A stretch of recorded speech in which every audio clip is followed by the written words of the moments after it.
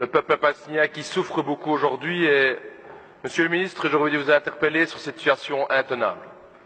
Situation intenable dans la bande de Gaza où des manifestants pacifistes se sont fait tirer dessus par des snipers avec des balles exprès pour faire mal, pour déchirer les os, pour déchirer les muscles par l'État israélien.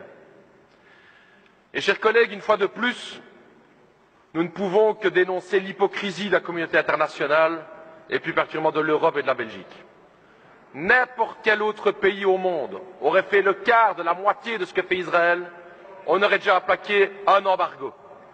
N'importe quel autre pays du monde aurait été chercher une telle répression, appliquer une telle répression, qui aurait déjà eu des motions et des sanctions. Mais non, quand il s'agit d'Israël, on se tait. Quand il s'agit d'Israël, on fait quelques déclarations, mais surtout, aucune sanction.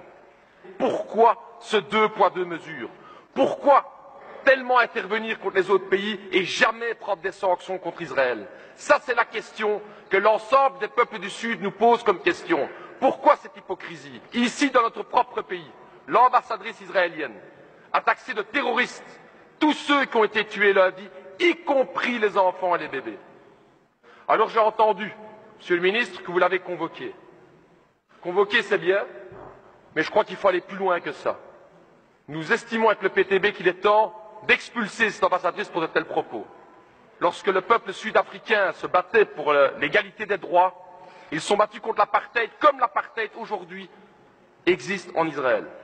Seules des sanctions internationales et la lutte du peuple sud-africain ont permis de lever l'apartheid dans ce pays. Il n'y a pas d'égalité entre le colonisé et le colonisateur, comme il n'y avait pas d'égalité entre le peuple noir en Afrique du Sud et l'État sud-africain. C'est ça la question, c'est ça l'hypocrisie dans laquelle on est. Il n'y a pas deux côtés à voir.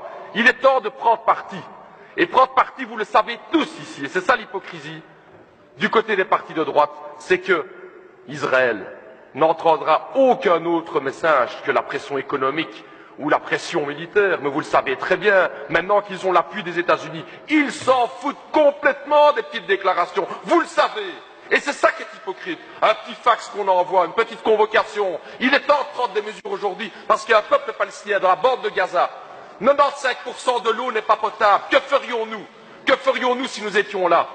45% de chômage, et on regarde. Alors cette hypocrisie à l'Union européenne, Monsieur Reynders, il serait temps de la dénoncer, et si vous voulez vraiment faire avancer les choses, vous auriez pu prendre un acte bilatéral qui est celle d'expulser l'ambassadrice, comme l'autorité belge aurait pu le faire, et